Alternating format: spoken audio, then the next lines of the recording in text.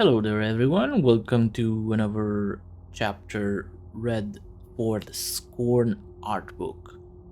Today's chapter is The Field. Think of a field, and chances are your mind will jump to sunlit grassy meadows, somewhere restful and serene.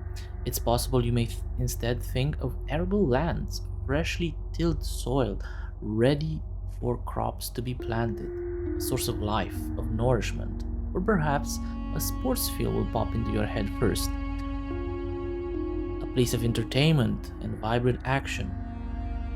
Any of these ring true? If so, Scorn doesn't care for your thoughts.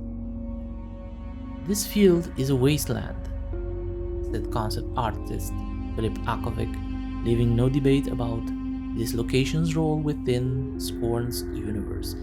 It should convey this uncaring nature of the world you find yourself in.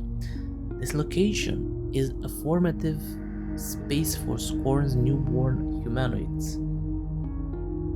Situated in a little way into Scorn's runtime, it's technically not the place where players find out how to operate their body, but it is where they begin to learn to fear what lies beyond their own epidermis. You have this really low visibility when you're outside, continues Akovic. Speaking of the looming fog and short fields of vision, you can just make out the shapes, and only when you approach these structures can you get some idea about what you are looking at.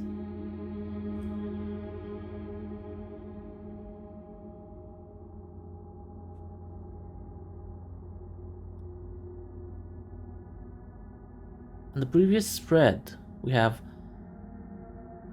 with a central pillar emerging from the horizon like the top of a horrific kitchen mixer. The dimension of the crater's entrance are designed to make people recoil.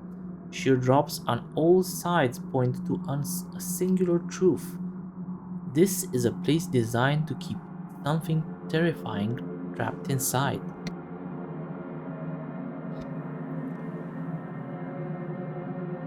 Above, from the outside, the assembly appears every bit as exhausted as it seems from within. It resembles a dehydrated creature collapsed in a desert, skinny legs buckled beneath its mountainous bulk. Its entrance promised protection from the storm, but little in the way of comfort. You are literally a newborn with clouded vision, and you don't know where you are supposed to go, or what you should be doing. The world appears inhospitable, stormy, and dangerous. You are just seeking shelter, and these strange, scary forms are slowly revealing themselves through the fog and the wind. In plotting the visual identity for this wasteland, Agovic leaned heavily into desert theming. Wind-whipped sand beds and seemingly endless stretches of dry nothingness contribute to a hard-scrabble environment that feels impossible to traverse without aid. Scuttle ship-like features tell tales of devices abandoned into a zone where no one is meant to survive. It is a doomsday vision of an entire world extinguished.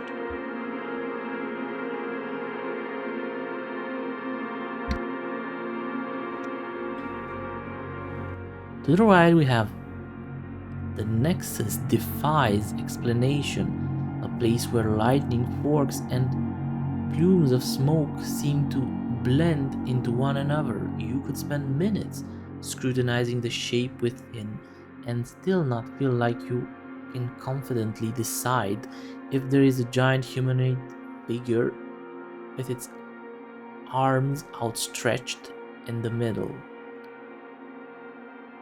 What does it all mean? Ebb refuses to say, happy to let Nexus capture attention and lead players to draw their own conclusion. To the opposite side, we have precarious platforms without safety walls stretch out across a chasm of stomach-churning depth. Some will marvel at the view and others will feel unease at the exposed track, but everyone is sure to have a visceral reaction of some description.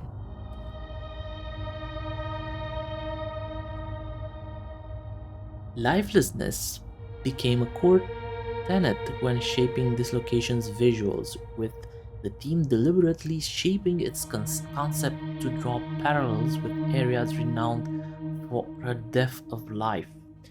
It's like walking through a mechanical cemetery, says director Peckler, pointing to the dozens of industrial vents solemnly standing in rows like gaping headstones. That's what we're trying to convey. There's a hint of animal graveyards too, with Peckler comparing the giant factory building to a decomposing creature, a behemotic rhinoceros corpse, its tusks and humped hide first baked in choking heat, then lacerated by the elements. To the bottom left, we have mere months before Scorn's launch, there was still a question mark over whether this portal would make the final game. Not because of cuts, but because it was never intended to feature in the first place. It was made specifically for a trailer. Akovich admits lifting the lid on the levels of work required to not just build Scorn, but to promote it as well.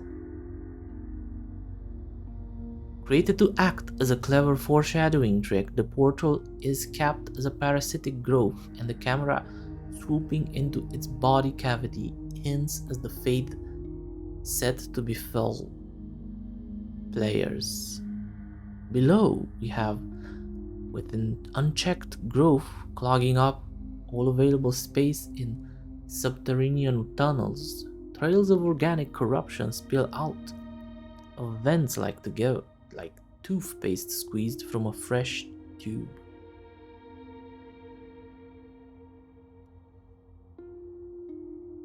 Yet like stubborn cacti sprouting out from the driest sand dunes on Earth, or microbes defying all odds and thriving inside active volcanoes, here life also finds a way. Those gravestone-like vents unintentionally double as birth canals, as corrupted tendrils of flesh chase expelled exhaust fumes from underground layers in and into the open, teasing the horrors that lurk below for anyone who dares cross the threshold. Below we have Scorn isn't set on an alien world, but in the field you'd be forgiven for questioning whether there were extraterrestrial visitors about, evoking crashed ships imagery from movies such as Alien and Prometheus, taps into fears of the unknown and ensures players are constantly questioning what lies ahead. To the right we have, while the field is an open